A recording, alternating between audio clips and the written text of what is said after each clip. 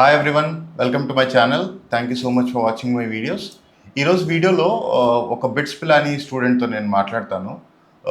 Reason ఏంటంటే నాకు ఎప్పటి నుంచో ఇంట్రెస్ట్ ఉంది. అసలు ఇక్కడ చదివే స్టూడెంట్స్ ఎవరైతే ఉంటారో బీటెక్ కంప్లీట్ చేసిన వాళ్ళు, అలాగే బీటెక్ చదివేవాళ్ళు, వాళ్ళకి ఈ మంచి కాలేజెస్ అంటే ఐఐటీస్ కానీ, బిట్స్ పిలాని, ఎస్పీజేఈన్ ఇట్లా మంచి టాప్ మోస్ట్ యూనివర్సిటీస్లో చదివే స్టూడెంట్స్కి మైండ్ సెట్ ఏమైనా డిఫరెన్స్ ఉంటుందా, లేకపోతే ఇక్కడికి అక్కడికి ఎడ్యుకేషన్లో ఏదైనా తేడా ఉంటుందా, ఈ ఆపర్చునిటీస్ వాళ్ళకి ప్లేస్మెంట్స్ కానీ లేకపోతే ఈ అబ్రాడ్ వెళ్ళి ఎడ్యుకేషన్ గురించి కానీ వాళ్ళ ఆలోచనలు ఎలా ఉంటాయి, ఇలాంటివి తెలుసుకోవడానికి ఈ వీడియో హెల్ప్ అవుతుంది. హాయ్ అనిరుద్, ఎలా ఉన్నావు? బాగున్నా అంకుల్. ఎప్పుడు వచ్చావు ఇక్కడికి? ఒక 3 days అయింది. ఎలా ఉంది మీ కాలేజ్లో బిట్స్ పిలాని? అంతా ఆల్ గుడ్, ఆల్ ఫైన్, అంతా బాగుంది. గోవా ఎంజాయ్ చేస్తున్నావా? అవుతుంది అలా. అంటే గోవా అనగానే obviously too much of enjoyment ఉంటుంది కదా. యా. నాకు తెలిసి మీకు అలాంటి అవకాశాలు ఉండవేమో, అంత టైం కూడా దొరకదేమో కదా. అవును. ఓకే, సో ఒక చిన్న సెషన్ లా చేద్దాం. నేను కొన్ని క్వశ్చన్స్ అడుగుతా, ఎప్పటి నుంచి అడుగుదాం అనుకుంటున్నాను. ఇక్కడ బీటెక్ చదివే స్టూడెంట్స్కి మీలాగా ఈ బిజినెస్ స్కూల్స్లో కానీ లేకపోతే టాప్ ఇన్స్టిట్యూషన్స్లో చదివే స్టూడెంట్స్కి అసలు మైండ్ సెట్ డిఫరెన్స్ ఏమైనా ఉంటుందా, ఈ ఆపర్చునిటీస్ ఎందుకు మీకున్నట్టుగా ఈ లోకల్ కాలేజెస్లో చదివే వాళ్ళకి ఎందుకు ఉండట్లేదు, ఏదైనా స్కిల్ సెట్ డిఫరెన్సా లేకపోతే కాలేజెస్ ప్రాబ్లమా అనేది బేసిక్ క్వశ్చన్స్ అడుగుతాను. నాకు కూడా ఒక అవగాహన వస్తుంది ఎలా ఉంది అనేది మైండ్ సెట్. ఫస్ట్ అసలు మీకు 10th స్టాండర్డ్లో ఉన్నప్పుడు అసలు మీ మైండ్ సెట్ ఎలా ఉంది? అప్పుడే మీకు ఏదైనా ఐడియా ఉందా ఇలాంటి ఐఐఎమ్స్ కానీ ఇలాంటి ట్రై చేయాలని, లేకపోతే అసలు ఎప్పుడు వచ్చింది మీకు? ఇది మామూలుగా నేనైతే 9th 10th అక్కడి నుంచి ఐఐటి కోచింగ్ అని, బేసిక్స్ అని, అలా నాది 9th 10th ఇక్కడ విజయవాడలో కేకేఆర్లో. సో అక్కడ బేసిక్గానే ఈ ఐఐటి ఫౌండేషన్ అవన్నీ ఉండటం జరిగింది. సో బేసిక్గానే ఇంకా ఐఐటి అని ఇంకా చిన్నప్పటి నుంచే అలా. సో అప్పటి నుంచే అప్పుడు బిట్స్ అనేది ఐడియాలో లేదు. నా ప్రయారిటీ ఎప్పుడు ఫస్ట్ ఐఐటి, ఎన్ఐటి, దాని తర్వాత బిట్స్ ఉండింది. అంటే అసలు అప్పుడే ఈ బిట్స్ పిలాని కానీ లేకపోతే ఇట్లాంటి తెలుసా? యా, తెలుసు. అప్పుడే అంటే ఎక్కువ మంది స్టూడెంట్స్కి ఈ ఐఐటి ఐఐఎం గురించి ఎక్కువ మాట్లాడుతూ ఉంటారు. అంటే అవునవును, ఎన్ఐఐటి ఆర్ జేఈ మెయిన్స్ ఇట్లాంటి ఇది బిట్స్ అనేది తెలిసింది ఇఫ్ ఐఐటి పోతే లేకపోతే ఎన్ఐటి పోతే మనకి రాకపోతే దెన్ వాట్ అనే దాంట్లో మనకి బిట్స్ ఇవన్నీ ఓకే వస్తున్నాయి.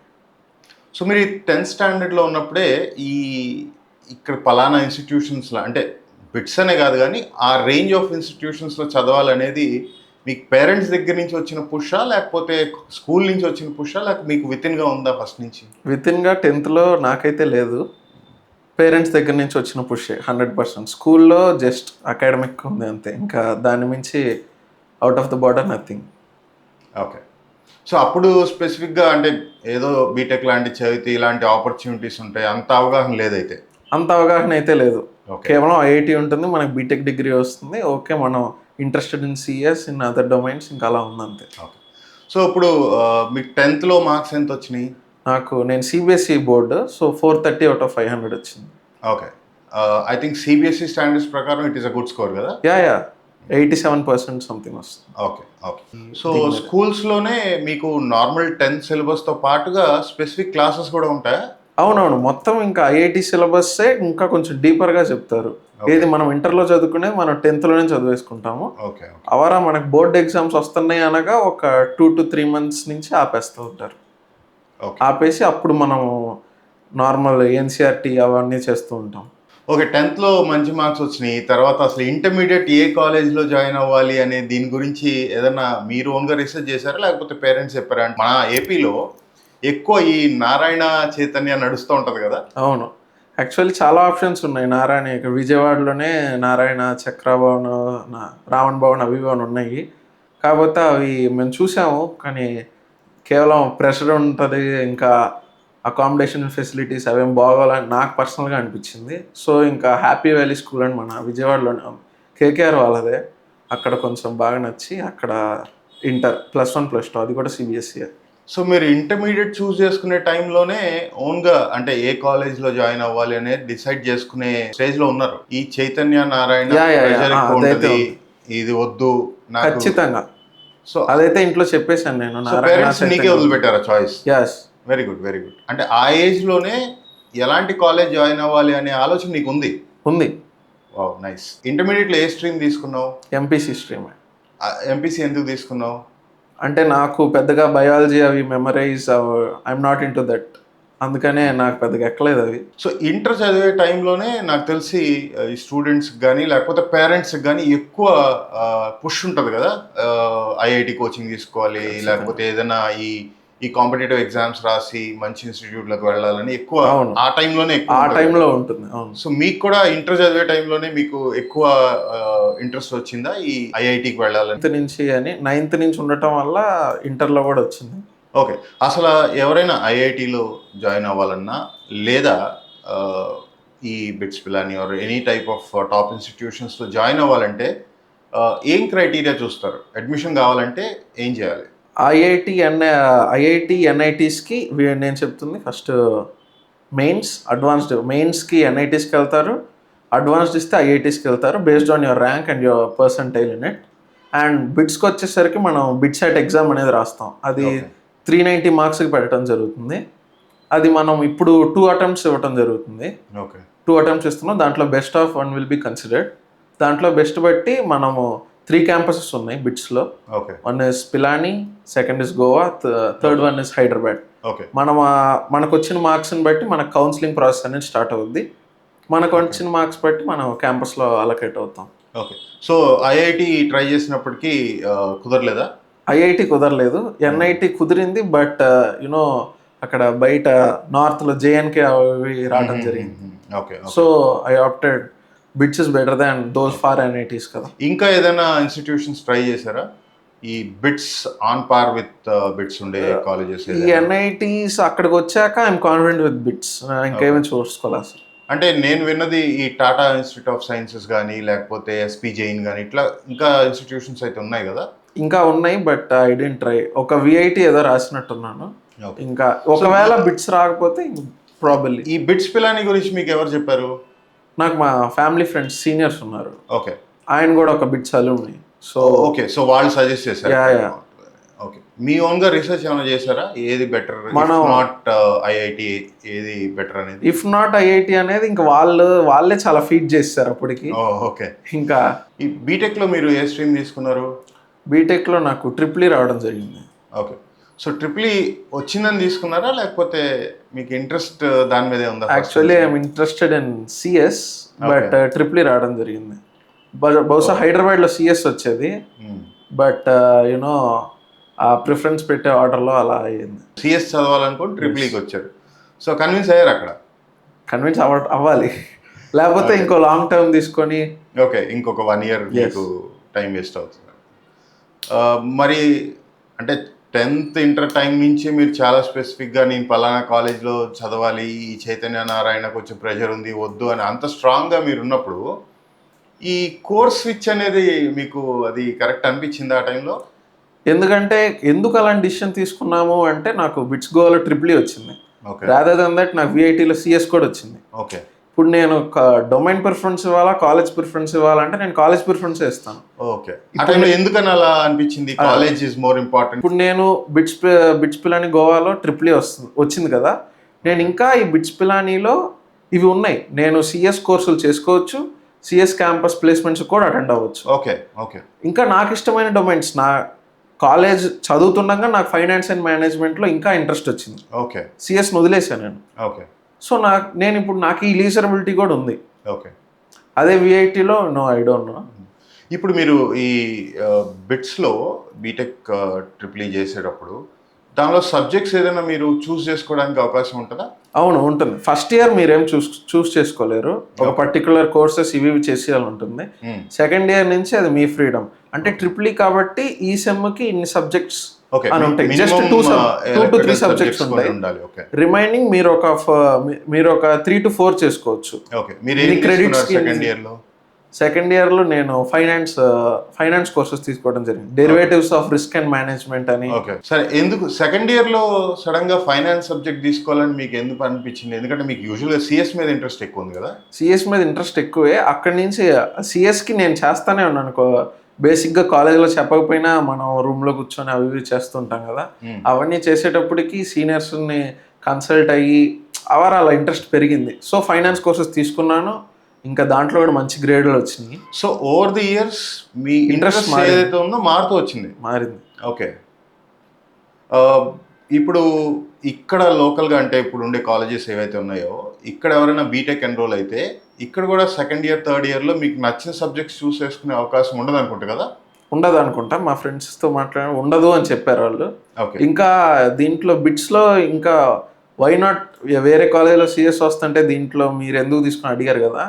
ఇంకా దీంట్లో ఒక 2 కన్ఫర్మ్ ఇంటర్న్షిప్ ఆపర్చునిటీస్ ఉంటాయి. ఓకే. అంటే కాలేజే ప్రొవైడ్ చేస్తుంది, పార్ట్ ఆఫ్ కరికులం, ఖచ్చితంగా చేయాలి ఇది. ఓకే. సో అది ఇంకా రాదర్ దాన్ మనం బయటికి వెళ్ళి ఆఫ్ క్యాంపస్ ట్రై చేస్తుందంటే క్యాంపస్ మనకి ఇంటర్న్షిప్ ఇస్తుంది, మనం చేసుకోవచ్చు. దాంట్లో ఒకటి విత్ స్టైఫండ్, ఇంకోటి without stipend. Very good. So మీరు ఈ బీటెక్లో జాయిన్ అయిన తర్వాత మీకు స్పెసిఫిక్గా ఓకే సెకండ్ ఇయర్ వచ్చేసరికి మీకు ఫైనాన్స్ మీద ఎక్కువ ఇంట్రెస్ట్ వచ్చింది సిఎస్ కాకుండా. So you started learning about that subject. ఇప్పుడు కెరియర్ ప్లాన్స్ ఎలా ఉన్నాయి? అంటే ఎలాంటి జాబ్స్ కానీ లేకపోతే ఫర్దర్ ఎడ్యుకేషన్ గురించి ఏదైనా ఆలోచనలు ఉన్నాయా? ఇప్పుడు ఐఎమ్ ట్రయింగ్ ఆ సేమ్ డొమైన్లోనే, ఫైనాన్స్ అండ్ మేనేజ్మెంట్ డొమైన్లోనే ఒక ప్రోడక్ట్ మేనేజ్మెంట్ అనే రోల్ కోసం ట్రై చేస్తున్నాను. ఇప్పుడు ఇంటర్న్షిప్ వస్తుంది, ఈ మంత్ ఎండ్ కల్లా ఒకటి వస్తుంది. కంపెనీస్ అప్లై చేశాను. ఇప్పుడు 4th ఇయర్లో ఒక సెమిస్టర్లో ఇంటర్న్షిప్ చేయాలన్నమాట. అవి ప్రయారిటీస్ పెట్టుకుంటాం మనం, దాన్ని బట్టి మనకి వస్తుంది కంపెనీ. నేను ప్రోడక్ట్ మేనేజ్మెంట్ రోల్స్కి అప్లై చేశాను. సో ఈ ప్రాజెక్ట్ మేనేజ్మెంట్ రోల్ ఏదైతే ఉంటుందో దానిలో మీరు చదివిన ఈ ట్రిపుల్ ఎంతవరకు ఉపయోగపడుతుంది? 0. అసలు సంబంధమే లేదు. ఇది వేరే డొమైన్, అది వేరే domain. So it's complete switch. Yeah complete switch. అసలు మనం ట్రిపుల్ డిగ్రీ, నాకు బిట్స్ పిల్ అనే డిగ్రీ కావాలి, దాంట్లో ఏ కోర్సు నాకు సంబంధం లేదు, అంతే. ఓకే. సో దీనివల్ల మరి కెరియర్ ఆపర్చునిటీస్ ఏం దెబ్బతినవా? అంటే మీకు కాంపిటీషన్ ఉంటుంది, కాంపిటీషన్ అంటే బిఫోర్ ద జనరేషన్ మనం ఏం చదువుతున్నాం అంటే సిఎస్ అయితే సి, మెక్ అయితే మెక్, సివిల్ అయితే సివిల్, దాంట్లోనే కెరియర్ ఆపర్చునిటీస్ చూస్ చేసుకోవాలి అన్న ఇదైతే ఉంది. అది ఫాల్స్ అక్యూజేషన్ లాగా ఇప్పుడు మారిపోయింది. ఇప్పుడు మన ఇష్టం, రాదర్ దాన్ మనం ఏ డిగ్రీ తీసుకుంటున్నామో మనం కెరియర్ స్విచ్ చేసే ఆప్షన్ మనకి ఎప్పుడు ఉంటుంది. ఓకే. సో ఇప్పుడు నేను అనేది ఏంటంటే ఇప్పుడు కాంపిటీషన్లో మీరు ఒక క్యాంపస్ ప్లేస్మెంట్స్ బాగా జరుగుతాయి కదా మీ కాలేజ్లో. మీరు ఈ ఫైనాన్స్ మేనేజర్గా కానీ లేదా ప్రోడక్ట్ మేనేజ్మెంట్ రోల్ కోసం వెళ్తారు.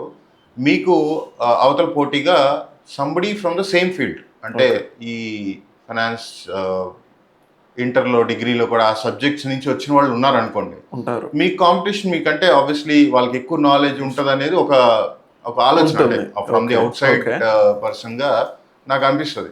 మీరు సడన్గా ఈ లాస్ట్ 1-2 ఇయర్స్లోనే ఈ స్విచ్ అయ్యి ఈ టెక్నాలజీ ఆర్ ఈ సబ్జెక్ట్ నేర్చుకున్నారు.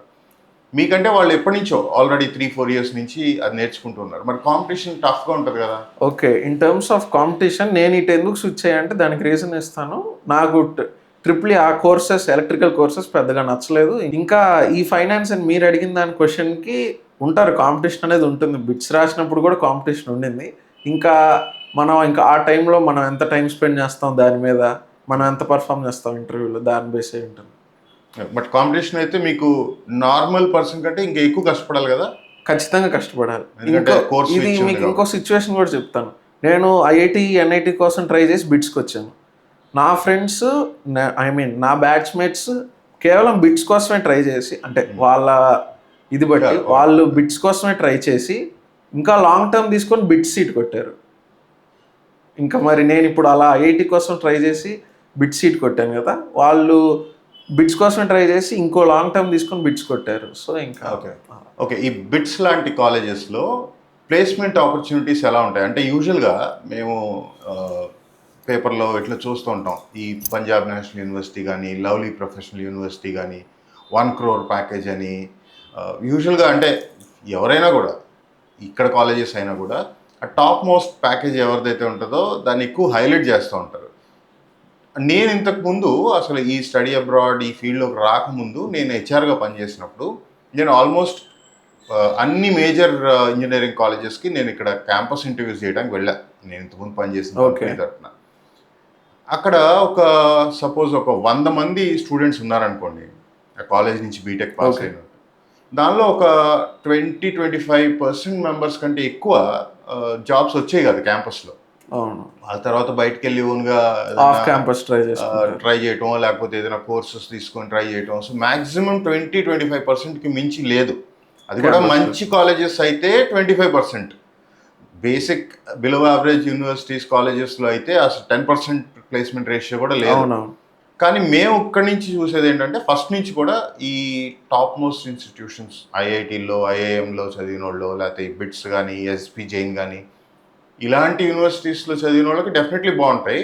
కానీ ఈ మధ్యన ఇది ఒక 3-4 ఇయర్స్ నుంచి లవ్లీ ప్రొఫెషనల్ యూనివర్సిటీ వాళ్ళ యాడ్స్ ఎక్కువ పేపర్లో చూడటం వల్ల అసలు ఏంటి ఇట్లా అందరికీ అలాంటి ప్యాకేజెస్ వస్తాయి? అసలు ప్లేస్మెంట్ రేషియో ఎంత ఉంటుంది అక్కడ చదివే, అంటే ఎల్పిఓ అని కాదు, ఇప్పుడు మీ కాలేజ్ గురించి చెప్పండి. మా కాలేజ్ గురించి చెప్పాలంటే మీరు చెప్పారు కదా, sample size out of 100 I think 88 to 90% will be placed. 90 to 92 కూడా. Okay okay.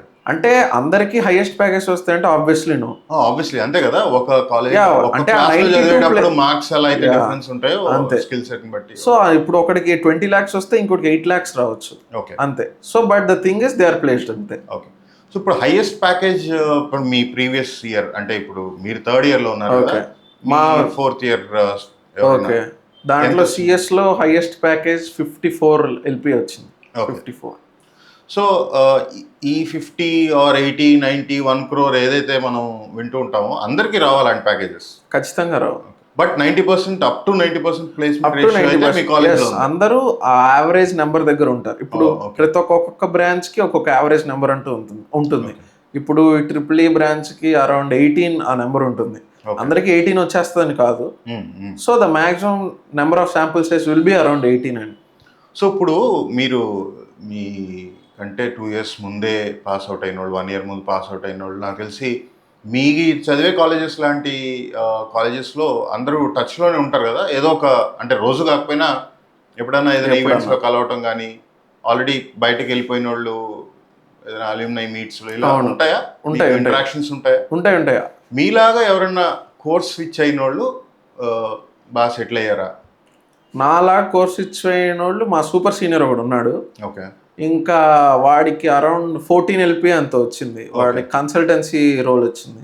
ఓకే. వాడికి ఎలక్ట్రానిక్స్ అండ్ ఇన్స్ట్రుమెంటేషన్ వచ్చింది. హీస్ ఆల్సో బిట్స్ హైదరాబాద్ ఉన్నాయి. Okay okay. అలా. బట్ అంటే నేను ఎందుకు అడుగుతున్నా అంటే ఇలా కోర్స్ స్విచ్ అయిన వాళ్ళకి కాంపిటీషన్ ఎక్కువ ఉంటుంది. ఈ అడ్వాంటేజ్ ఏదైతే ఉంటుందో ఇంట్రెస్ట్, అంటే నాకు ఇది నచ్చిన సబ్జెక్ట్ నేను దీనిలో అనేది అదొక ఇంట్రెస్ట్ అయితే, అదొక అడ్వాంటేజ్ అయితే, డిసడ్వాంటేజెస్ కూడా ఉన్నాయి కదా. డిసడ్వాంటేజెస్ ఏంటంటే ఇంకా అదే, వాళ్ళు బిగినింగ్ నుంచి చదువుతుంటారు కదా, సో మనకు వాళ్ళ కాంపిటీషన్ గానే. సో వాళ్ళ కాంపిటీషన్ బీట్ చేయాలంటే ఈ 1 yearలో మీరు వాళ్ళకంటే ఎక్కువ స్కిల్ అనేది ఇంప్రూవ్ చేసుకోవాలి. అవును, చాలా టైం దానికే పెట్టాల్సి ఉంటుంది. సో దానికి మీరు ఏం చేస్తున్నారు అపార్ట్ ఫ్రమ్ యువర్ క్లాసెస్?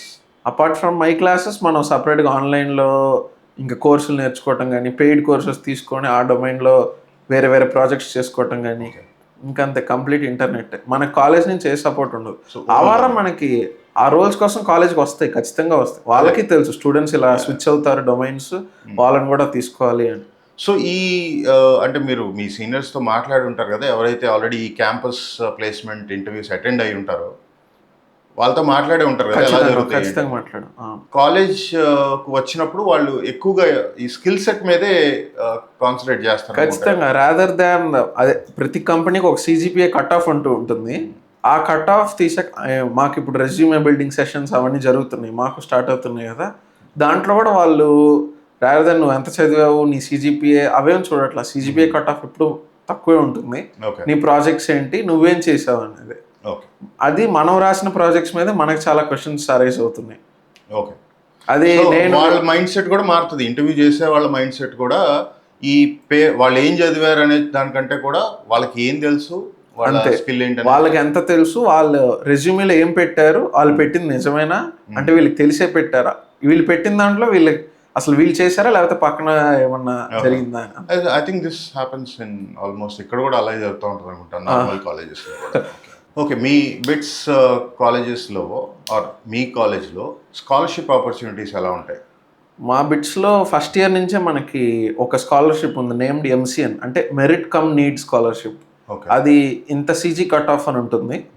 ఆ CG కట్ ఆఫ్కి ఇంత మన father income or else person earning in our home income less than 15 LP ఉండాలి.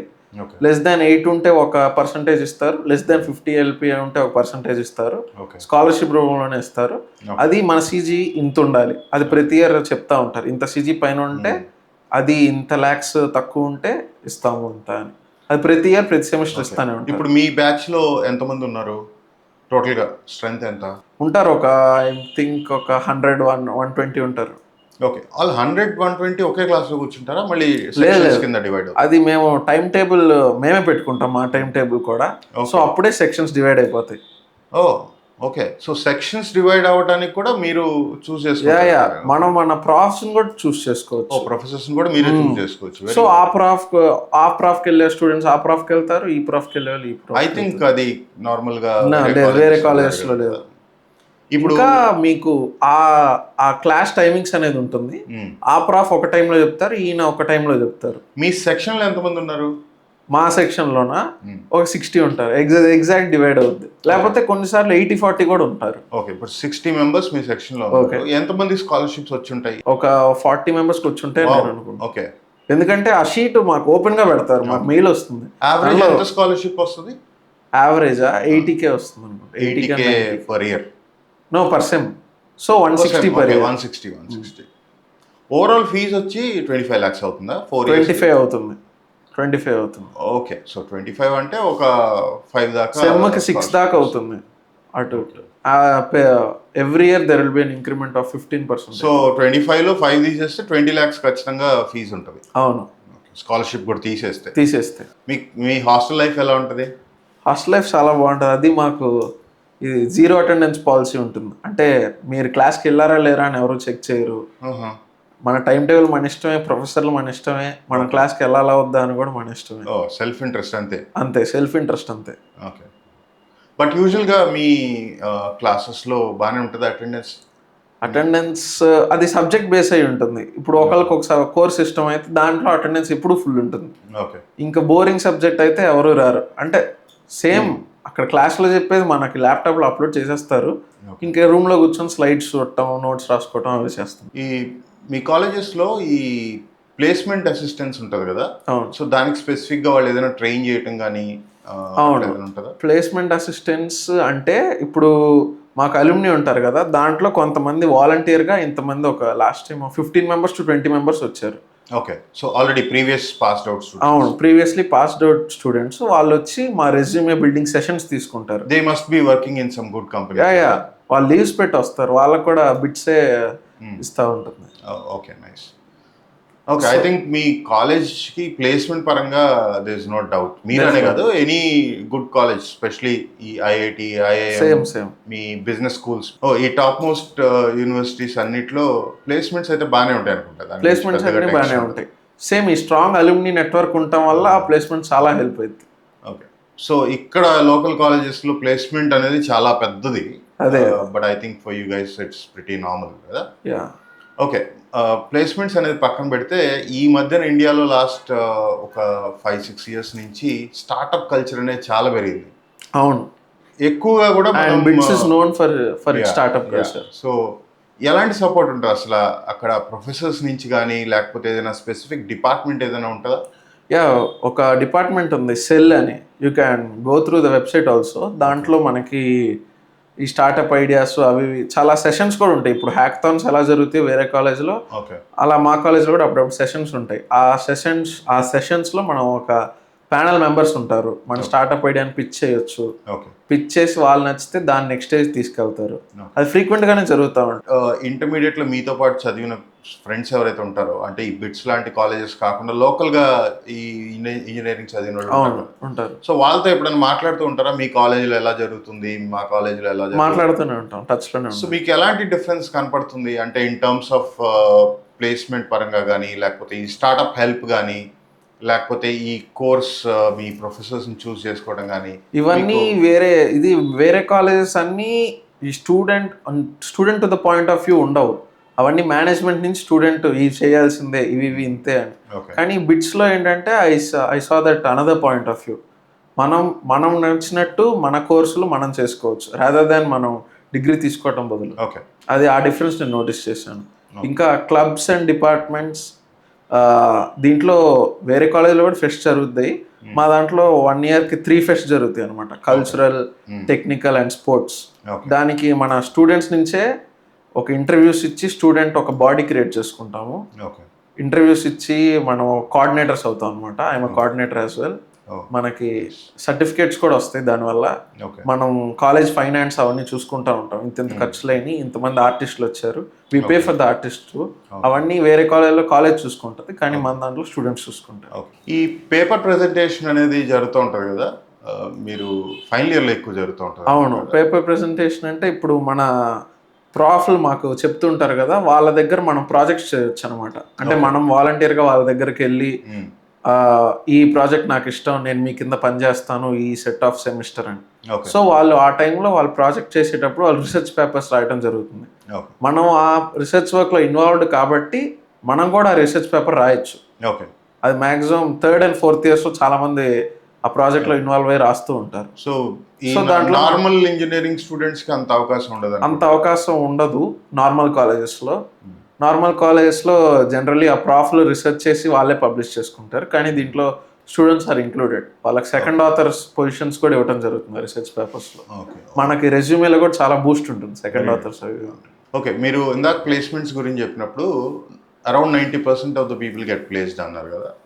What about those 10%? What do they think? అంటే వాళ్ళకి ప్లేస్మెంట్ సపోర్ట్ రాలేదు. ఐ మీన్ సపోర్ట్ అని కాదు, కానీ వాళ్ళకి జాబ్ రాలేదు. ఓకే, సో వాళ్ళు ఏంటి బయటకు వెళ్ళి ట్రై చేసుకుంటారా, లేకపోతే they get in to business are ఏంటి, అసలు వాళ్ళ ప్లాన్స్ ఎలా ఉంటాయి? ఆ 10 మందిది అంటే మా సీనియర్స్తో మాట్లాడింది, రానోళ్ళు కూడా ఉంటారు కదా, వాళ్ళతో మాట్లాడింది ఏంటంటే కొంతమంది అబ్రాడ్ వెళ్ళిపోయారు ఎంఎస్ చేయడానికి, to pursue their MS, and remaining off campus try చేసుకున్నారు. ఆఫ్ క్యాంపస్ పర్సంటేజ్ టర్న్అవుట్ చాలా తక్కువ ఉంటుంది. ఈవెన్ దో బిట్స్పిల్ and degree is value more, but even though they ఫారెన్కి చాలా మంది వెళ్ళడం ఆప్ట్ అవుతారు ఆ 10 మంది. సో అసలు ఈ మీ బ్యాచ్ కానీ మీ సీనియర్స్లో కానీ ఎంతమంది ఫస్ట్ అబ్రాడ్ గురించి ఆలోచిస్తారు? అంటే ఈ క్యాంపస్ అనేది ఒక ఆప్షన్, ఓన్ స్టార్టప్ అనేది ఇంకొక ఆప్షన్, థర్డ్ వచ్చి అబ్రాడ్. ఈ 3 ఆప్షన్స్ ఉన్నాయి. దీనిలో ఎక్కువ మంది దేని గురించి ఆలోచిస్తారు? దీంట్లో మీరు చూడాల్సింది ఏంటంటే, ఇక్కడ ఆబ్వియస్లీ మనం 25 to 30 అలా ఖర్చు పెడతాం ఫర్ ఇంజనీరింగ్. బీఈ డిగ్రీకే మనం ఇంత ఖర్చు పెడుతున్నాం.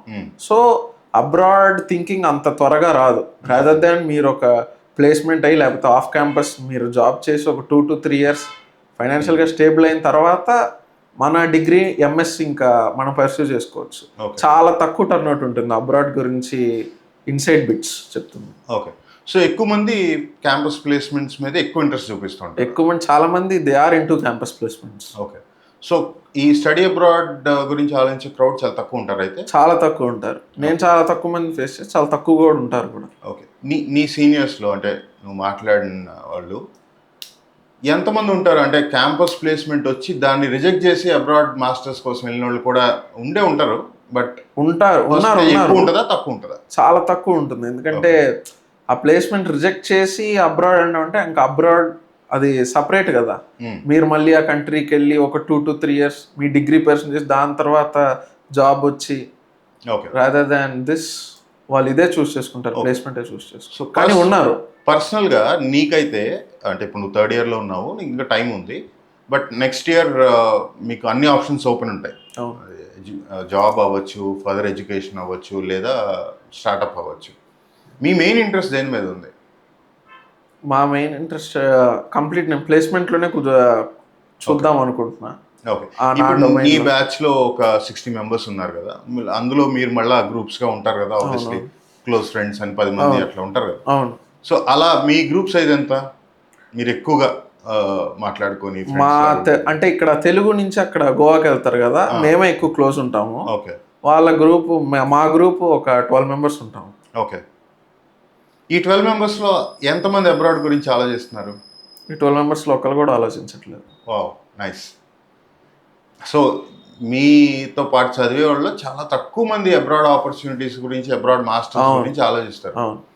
అంటే నాకు ఉంది, అదే ఆ 12 members-లో ఇంకో ఫ్రెండ్స్కి కూడా ఉంది. ఏంటంటే ఇప్పుడు ప్లేస్మెంట్ వచ్చి ఒక 2-3 years చేసి దాని తర్వాత ఎంఎస్ చేద్దాము.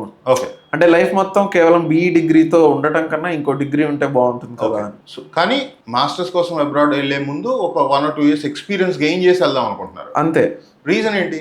నా పర్సనల్ రీజన్ ఏంటంటే ఈ ఫైనాన్షియల్గా ఈ 2 years ఇలా సెట్ అయ్యి, అంటే ఇప్పుడే బీఈ అయింది, అది ఇంత ఖర్చు పెట్టాం, ఆల్రెడీ అరౌండ్ 25 lakhs అయింది కదా, మళ్ళీ ఎంతో కొంత ఖర్చు అయి ఉంటుంది. అవును, ఇప్పుడు అబ్రాడ్ వెళ్తే మళ్ళీ ఇంకా కొంచెం అరౌండ్ Yeah, yeah. మీకు తెలుసు Yeah. ఇంకా మళ్ళీ ఖర్చు పెట్టడం సో ఎందుకు? ఫైనాన్షియల్ ఫ్యాక్టర్ అనేది ఇంపార్టెంట్. అవును.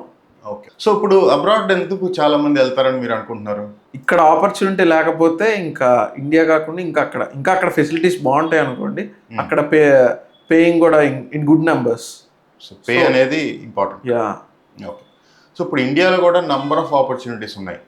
ఇక్కడ లేవని కాదు, definitely. Okay, US is a big economy, I understand. అది 30 trillion అంటే ఇట్ ఈస్ లైక్ ఆపర్చునిటీస్ ఎక్కువ ఉంటాయి. So the competition in India is greater. Okay. So అలా. ఓకే. సో ఇండియాలోనే ఎక్కువ కాంపిటీషన్ ఉంటుంది అంటారు. అవును. ఒకవేళ మీ సీనియర్స్ ఎవరైతే అబ్రాడ్ వెళ్ళుంటారో అసలు ఎలాంటి యూనివర్సిటీస్కి వెళ్ళుంటారో, వాళ్ళు అక్కడ టాప్ మోస్ట్ యూనివర్సిటీస్ ఖర్చు ఎంతైనా పర్లేదు అని వెళ్తున్నారా, లేకపోతే తక్కువ ఖర్చులు అయిపోయే యూనివర్సిటీసే చూస్ చేసుకోవాలి? లేదు, వాళ్ళు ఎప్పుడు బయటికి అబ్రాడ్ వెళ్దాము అనుకుంటే ఇంకా వాళ్ళు ఇంకా ఎంత పెట్టినా పర్లేదు, నాకు మంచి ఇది కావాలి అని ఇంకా మంచి యూనివర్సిటీకే వెళ్ళారు. మీరు ఆల్రెడీ ఇక్కడ బిట్స్ లాంటి యూనివర్సిటీలో మీ సీనియర్ ఎవరో చదివి ఉంటారు, ఇంకా అంతకంటే మంచి యూనివర్సిటీ కోసం అబ్రాడ్ వెళ్తారు. అంతేగాని వాళ్ళు ఈ ఫీజు తక్కువ ఉండాలి, లేకపోతే కావాల్సిన చుట్టాలు ఉన్న లొకేషన్లో ఉండాలి అని కాకుండా మంచి యూనివర్సిటీని ఆప్ట్ అయ్యారు వాళ్ళు. ఓకే. సో వాళ్ళ ప్రిఫరెన్స్ ఎప్పుడు అదే ఉంటుంది. సో ఇక్కడ నార్మల్ ఇక్కడ మామూలుగా అయితే మా తెలిసిన వాళ్ళు అక్కడ మీ చుట్టాలు మీ ఊరు నుంచి కూడా చాలా మంది అబ్రాడ్ వెళ్ళారు కదా. అవునవును. వాళ్ళు తెలిసిన లొకేషన్ లోనే ఇక్కడ మాకైతే తెలిసిన వాళ్ళు ఉన్నారు. సో మేము ఆ యూనివర్సిటీ ప్రిఫర్. నార్మల్ గా మన స్టూడెంట్స్ ఎవరైనా కూడా మాస్టర్స్ మొత్తం 25 to 35 lakhs లో కంప్లీట్ అయిపోవాలి అనే టార్గెట్ పెట్టుకొని ఎక్కువ మంది వెళ్తూ ఉంటారు. కానీ ఈ టాప్ మోస్ట్ యూనివర్సిటీస్ ఏవైతే ఉంటాయి అంటే top 100 in the world or 200 in the world, అవి ఎప్పుడు కూడా 40 above 50, 60 అట్లా కూడా ఉంటాయి. సో అది ఎఫర్ట్ చేయడానికి ఆలోచిస్తూ ఉంటారు, ఎందుకంటే క్వాలిటీ ఆఫ్ ఎడ్యుకేషన్ డిఫరెన్స్ ఉంటుంది, పాస్ అవటం కూడా అంత ఈజీ కాదు. అంటే but that degree also values కదా. వాల్యూస్ అసలు ఆ డిగ్రీ వాల్యూ అనేది అదొక బిగ్ క్వశ్చన్ ఇక్కడ.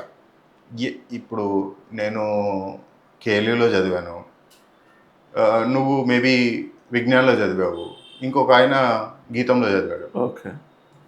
మనకు ఎట్లా ఉంటుందంటే నాకైనా సేమ్ ఆపర్చునిటీ, నీకు అందరికి సేమ్ ఆపర్చునిటీస్ ఉంటాయి.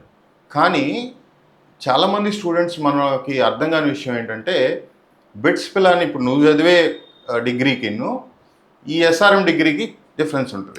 అలాగే నీ బిట్స్ పిల్ల అనే డిగ్రీకి కేఎల్యూ డిగ్రీకి చాలా డిఫరెన్స్ ఉంటుంది. అలాగే యుఎస్లో కూడా ఈ ఎంఐటి లేకపోతే మంచి యూనివర్సిటీస్లో చదివే వాళ్ళకి అబోవ్ యావరేజ్ ఆర్ గుడ్ యూనివర్సిటీస్లో చదివే వాళ్ళకి డిగ్రీ హోల్డర్కి డిఫరెన్స్ ఉంటుంది. ఓకే. సో అయితే టాప్ మోస్ట్కి వెళ్ళే వాళ్ళు ఎప్పుడు కూడా ఈ ఫీజు గురించి లొకేషన్ గురించి ఆలోచించారు మీ సీనియర్స్. అండ్ ఇంకోటి చెప్పదలుచుకుంది ఏంటంటే మా కాలేజ్లో మా ప్రొఫెసర్స్ అక్కడి నుంచి చదువుకొని వచ్చిన వాళ్ళే ఉంటారు, pursuing their degrees in that universities. So అక్కడ వాళ్ళ అల్యూమిని. ఓకే. సో ఇప్పుడు మేము వాళ్ళ కింద ప్రాజెక్ట్స్లు చేసి వాళ్ళ దగ్గర ఒక గుడ్ ఇంప్రెషన్ క్రియేట్ అయితే మాకు LORs ఇవ్వడం జరుగుతుంది, అంటే లెటర్ ఆఫ్ రికమెండేషన్. అంటే ఈ స్టూడెంట్ ఇస్ వర్తీ క్యాండిడేట్, మేము చూసాము, వి వర్క్ విత్. సో ఆల్యూమ్ని కాబట్టి అది మంచి యూనివర్సిటీలో చదివి ఉంటాడు ఆయన. సో మనకి LORs యూజ్ అయ్యింది. ఆబ్వియస్లీ అంటే టాప్ మోస్ట్ యూనివర్సిటీస్ యూఎస్లో కానీ ఏదైనా కంట్రీలో, ఆస్ట్రేలియాలో కానీ అడ్మిషన్ రావాలి అంటే మీరు చదివిన ఇన్స్టిట్యూట్ ఎలాంటిది అనేది కూడా చూస్తారు. ఆబ్వియస్లీ టాప్ మోస్ట్ యూనివర్సిటీస్లో అండర్ గ్రాడ్యుయేషన్ చేస్తే అలాంటి తోపు యూనివర్సిటీస్లో అడ్మిట్లు వచ్చే అవకాశం ఉంటుంది, లేకపోతే నార్మల్గా అయితే అంత ఈజీ కాదు. యూజువల్గా టాప్ మోస్ట్ యూనివర్సిటీస్లో మీ CGPA వీటన్నిటితో పాటుగా మీరు చదివిన కాలేజ్ కెపాసిటీ ఏంటి, అంటే దాని ర్యాంకింగ్ ఏంటి, అలాగే ఈ పేపర్ ప్రెజెంటేషన్స్ కానీ ఇవన్నీ కూడా చూస్తారు. So added value is more important. Okay. మీరు ఇప్పుడు ఈ 3 years ఆఫ్ ఎడ్యుకేషన్ బిట్స్లో మీరు చదివారు, ఇంకొక నాకు తెలిసి ఒక సెమిస్టర్ అయిపోతే దెన్ ప్లేస్మెంట్స్ ఇవన్నీ జరుగుతూ ఉంటాయి కదా. What is your overall experience of your BTech education in BITS Pilani? It's very good. ఇంకంత ఒక మాట, చాలా బాగుంది. ఓకే. మీకు ఎప్పుడైనా అనిపించిందా ఈ క్యాంపస్ అంటే గోవా క్యాంపస్ అనవసరంగా చూస్ చేసుకున్నాను, మేబీ నేను హైదరాబాద్ కానీ లేదా మెయిన్ క్యాంపస్ కానీ ఏదైనా చూస్ చేసుకోవాల్సి వచ్చేదేమో? నో. అంటే ఫస్ట్ ఇయర్లో చాలా రిగ్రెట్ అయినా అనమాట. ఓకే. అరే CS అనుకున్నాము కానీ ఇటు ట్రిపుల్ గోవాలో వచ్చింది, మనకు హైదరాబాద్ ఇంటికి దగ్గర, ప్లస్ మనకు CS కూడా వచ్చేది అక్కడ. బట్ రాదర్ దాన్ దట్ ఇప్పుడు నేను చాలా సాటిస్ఫైడ్గా ఉన్నాను. ప్లేస్మెంట్ వస్తే ఇంకా సాటిస్ఫైడ్. ఓకే. అంటే ఆ పేయింగ్ నెంబర్స్ కూడా మీకు గోవాలో చాలా ఎక్కువ ఉన్నాయి rather than Hyderabad. In term అంటే placement placement okay, very good. So ఈ బిట్స్లో ఈ స్టూడెంట్ కల్చర్ ఇదంతా ఎలా ఉంటుంది? బిట్స్లో ఆల్ ఓవర్ ది ఇండియా నుంచి వస్తారు, ఎందుకంటే అది జాయిన్ అయ్యాక తెలిసింది చాలా మంది ఆల్ ఓవర్ ద ఇండియా వస్తారు. ఫ్రమ్ ద పంజాబ్ అటు అస్సాం అటు నుంచి కూడా వచ్చారు. ఓకే. ఇటు మన సౌత్ నుంచి కూడా చాలా మంది, కేరళ నుంచి చాలా మంది ఉన్నారు, మన తెలుగు వాళ్ళు ఉన్నారు, ఓకే, తమిళ వాళ్ళు, అందరం కవర్ చేసింది. Okay. Same with Pilani and Hyderabad కూడా. ఓకే. కాకపోతే హైదరాబాద్లో తెలుగు నెంబర్ ఎక్కువ అని విన్నాను. బిట్స్లో రిజర్వేషన్ అనేది ఉండదు, అది చాలా మందికి తెలియదు. Oh nice. Okay. So it is absolutely complete merit మీదే ఉంటుంది. Very good, very good. ఇప్పుడు చాలామంది అంటే యూజువల్గా బీటెక్ లైఫ్ అంటే, కాలేజ్ లైఫ్ అంటే ఫస్ట్ మనోళ్ళు అంటే స్పెసిఫిక్గా గుంటూరు అండ్ విజయవాడలో ఈ బ్యాచ్లో ఫ్రెండ్స్ అవ్వాలంటే ఈడి క్యాస్ట్ మందా కాదా, ఈ టైప్ ఆఫ్ ఉంటుంది తెలుసు. అంటే నాకు తెలిసినంత వరకు లోకల్లో ఉన్నప్పుడు అది కామన్గా ఎవరికైనా ఫీలింగ్ ఉంటుంది. దట్ ఈస్ బికాస్ ఆఫ్ మన సరౌండింగ్స్, మనం పెరిగే విధానం అవ్వచ్చు, మన చుట్టుపక్కల అది జరుగుతూ ఉంటుంది. దాన్ని మనం కాదనలేదు. అది ఇక్కడ అంటే తెలుగు కాబట్టి అలా ఉంది. అక్కడ మన తెలుగు బయట స్టేట్కి వెళ్ళినప్పుడు తెలుగు అయితే చాలా అని ఉంటుంది, బయట కంట్రీకి వెళ్తే మనం ఇండియా అయితే చాలా ఉంటుంది. సో ఇప్పుడు మీరు బిట్స్ లో మీరు హాస్టల్లో ఉంటూ ఉంటారు కదా. అవును. సో మీరు మిగతా నార్త్ స్టూడెంట్స్ తో కానీ మిగతా స్టేట్ స్టూడెంట్స్ తో నార్త్ లో కూడా చాలా బెస్ట్ ఫ్రెండ్స్ ఉన్నారు. నేను డిపార్ట్మెంట్ కోఆర్డినేటర్ అని చెప్పా కదా, హిందీ వాళ్ళతో చాలా పనులు వస్తాయి, మాట్లాడే పనులు. సో అప్పుడు వాళ్ళు చాలా క్లోజ్ అయ్యారు. నేను అది అవ్వక ముందు అంతా జస్ట్ హాయ్ అంటే హాయ్, బాయ్ అంటే బాయ్. నాకు సెకండ్ ఇయర్ ఎండ్ అయ్యేటప్పటికి నాకు చాలా క్లోజ్ ఫ్రెండ్స్ ఉన్నారు. సో ఈ 3 years ఓవరాల్ ఎక్స్పీరియన్స్ ని నువ్వు మైండ్ లో పెట్టుకుని ఇప్పుడు కొత్తగా ఇంటర్మీడియట్ పాస్ అవుట్ అయ్యి బిట్స్ లో జాయిన్ అవ్వాలి అనుకునే స్టూడెంట్స్ కి నువ్వు ఏం చెప్తావు? ఒకటి ఫస్ట్ థింగ్ ఏంటంటే మనకి బిట్స్ లో 0 అటెండెన్స్ పాలసీ ఉంటుంది. అది ఉంటుంది, మనకేం సూపర్విజన్ ఉండదు అని ఊరికే రూమ్ లో కూర్చొని టైం వేస్ట్ చేయదు. Go on carrying with your own skills. And రెండోది మనకి చాలా నెంబర్ ఆఫ్ ఆపర్చునిటీస్ ఉంటాయి కాలేజ్ లో. అది మా ఫ్రెండ్స్ తో మాట్లాడే, వేరే కాలేజెస్ తో మాట్లాడిన బిట్స్ లో చాలా ఎక్కువ, చాలా హ్యాకథాన్స్ ఉంటాయి, చాలా సెషన్స్ ఉంటాయి. అన్ని అటెండ్ అవ్వండి, ఇది ఎందుకు లైట్ తీసుకుందాం అని లేజినెస్ తో ఉండదు. అన్ని ఎక్స్ప్లోర్ చేయండి, కానీ దేనికి స్టిక్ అవ్వకుండా ఉండండి. అన్ని ఎక్స్ప్లోర్ చేస్తూ ఉండండి ఫస్ట్ 2 years. థర్డ్ ఇయర్ లో మీ డిసిషన్ తీసుకోండి, ఫోర్త్ ఇయర్ లో దాన్ని ఎంబ్రేస్ చేయండి. ఇంకా చాలా క్లబ్స్ అండ్ డిపార్ట్మెంట్స్ ఉంటాయి, దాంట్లో మీరు కోఆర్డినేటర్స్ గా ట్రై చేయండి. ఎందుకంటే మీకు రెజ్యూమేలో చాలా బూస్ట్ ఉంటుంది. ఇంకొకటి, మీరు చాలా నెంబర్ ఆఫ్ స్టూడెంట్స్ ని ఒకేసారి మైక్ పట్టుకొని అనలైజ్ చేస్తుంటే ఆ స్టేజ్ ఫియర్ అవన్నీ పోతాయి. అది ఇంగ్లీష్ లోనే చేయాలి, హిందీలో కాదు, మీ రీజనల్ లాంగ్వేజ్ లో కాదు. సో స్పీకింగ్ ఎబిలిటీ చాలా బాగుంటుంది, అదొక స్కిల్ వస్తుంది. So try as a coordinators. And interaction with profs. అందరూ ప్రాఫ్ తో ఏం మాట్లాడతాము, ఆయన తిడతారు అది ఇది అనుకుంటారు. బిట్స్ లో చాలా ఫ్రెండ్లీ ప్రొఫెసర్స్ ఉంటారు, చాలా బాగుంటుంది వాళ్ళతో ఇంటరాక్షన్. వాళ్ళతో క్లోజ్ అవ్వండి, సో నెట్వర్క్ చాలా పెరుగుతుంది మీకు. వాళ్ళ కింద ప్రాజెక్టులు చేయండి.